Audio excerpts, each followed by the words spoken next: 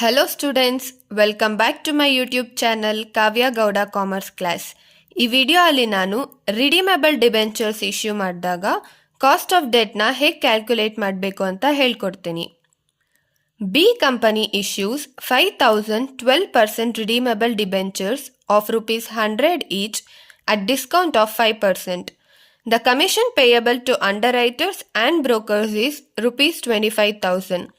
The debentures are redeemable after 5 years. Calculate after tax rate. Cost of debt assuming tax rate is 35%. Interest calculate ಮಾಡೋಕ್ಕೆ ನಾವು ಇಲ್ಲಿ ಎಷ್ಟು ಡಿಬೆಂಚರ್ಸ್ನ issue ಮಾಡಿದ್ದಾರೆ ಅಂದರೆ 5,000 debentures ₹100 face ವ್ಯಾಲ್ಯೂಗೆ, so 5 lac ಆಗುತ್ತೆ. ಇದನ್ನು ನಾವು ಪೇಯಬಲ್ ಆನ್ ಮೆಚುರಿಟಿ ಅಂತ ಕೂಡ ಕರಿತೀವಿ. ಇಂಟ್ರೆಸ್ಟ್ ಕ್ಯಾಲ್ಕುಲೇಟ್ ಮಾಡೋಕ್ಕೆ ಅದೇ 5 ಲ್ಯಾಕ್ ಇಂಟು 12%ನ ಕ್ವಶನಲ್ಲೇ ಕೊಟ್ಟಿದ್ದಾರೆ. ಸೊ 5 ಲ್ಯಾಕ್ ಇಂಟು 12% ಮಾಡಿದ್ರೆ ನಮಗೆ ಇಂಟ್ರೆಸ್ಟ್ 60,000 ಸಿಗುತ್ತೆ.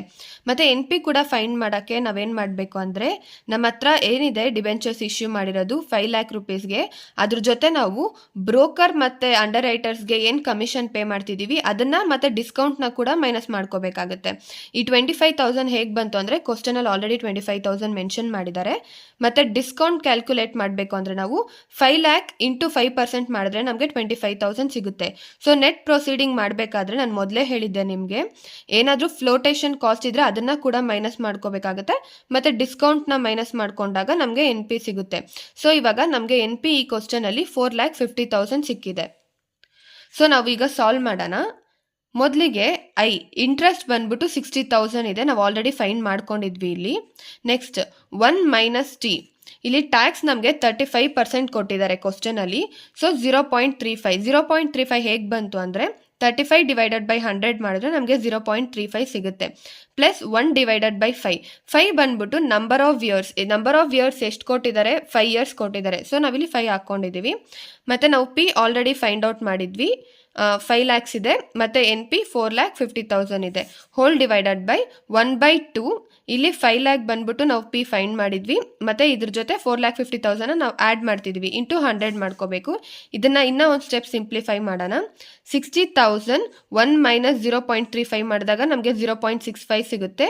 1/5 ಮತ್ತು ಇಲ್ಲಿ 50,000, 5 ಲ್ಯಾಕ್ ಮೈನಸ್ 4,50,000 ಮಾಡಿದ್ರೆ ನಮಗೆ 50,000 ಸಿಗುತ್ತೆ. ಇಲ್ಲಿ 1/2, ಈಗ ಈ ಎರಡು ವ್ಯಾಲ್ಯೂನ ಅಂದರೆ 5 ಲ್ಯಾಕ್ ಮತ್ತು 4,50,000 ಆ್ಯಡ್ ಮಾಡಿದಾಗ ನಮಗೆ 9,50,000 ಸಿಗುತ್ತೆ ಇಂಟು 100.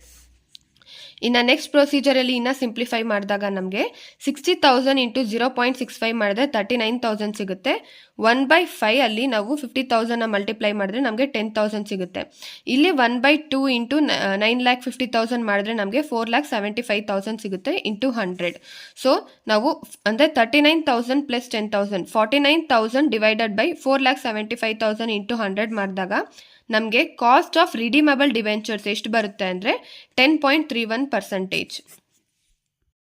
ಸ್ಟೂಡೆಂಟ್ಸ್, ಇದರಲ್ಲಿ ಆಫ್ಟರ್ ಟ್ಯಾಕ್ಸ್ ರೇಟ್ ಕೊಟ್ಟಿದ್ರು, ಅದಕ್ಕಾಗಿ ನಾವಿಲ್ಲಿ 1 ಮೈನಸ್ ಟಿ ಯೂಸ್ ಮಾಡಿದ್ರಿ. ಅಕಸ್ಮಾತ್ ಅವ್ರೇನಾದರೂ ಕ್ವಶನಲ್ಲಿ ಟ್ಯಾಕ್ಸ್ ಬಗ್ಗೆ ಏನು ಇನ್ಫಾರ್ಮೇಷನ್ ಕೊಟ್ಟಿಲ್ಲ ಅಂದರೆ ನೀವು ಸೇಮ್ ಫಾರ್ಮುಲಾನ ಯೂಸ್ ಮಾಡ್ಬೋದು. ಬರೀ ಈ 1 ಮೈನಸ್ ಟಿ ಪಾರ್ಟ್ನ ಸ್ಕಿಪ್ ಮಾಡಿದ್ರೆ ಆಗುತ್ತೆ. ಮತ್ತು ಕ್ವಶನಲ್ಲಿ ಪ್ರೀಮಿಯಮ್ ಮತ್ತು ಡಿಸ್ಕೌಂಟ್ ಕೊಟ್ಟಾಗ ನೀವು NP ಜೊತೆ ಅಡ್ಜಸ್ಟ್ ಮಾಡಬೇಕಾಗತ್ತೆ. ಡಿಸ್ಕೌಂಟ್ ಏನಾದರೂ ಕೊಟ್ಟಿದ್ರೆ ನೀವು ಮೈನಸ್ ಮಾಡ್ಕೊಳ್ಳಿ NP ಜೊತೆ. ಅಕಸ್ಮಾತ್ ಪ್ರೀಮಿಯಮ್ ಏನಾದರೂ ಕೊಟ್ಟಿದ್ರೆ NP ಜೊತೆ ನೀವು ಆ್ಯಡ್ ಮಾಡ್ಕೋಬೇಕಾಗತ್ತೆ.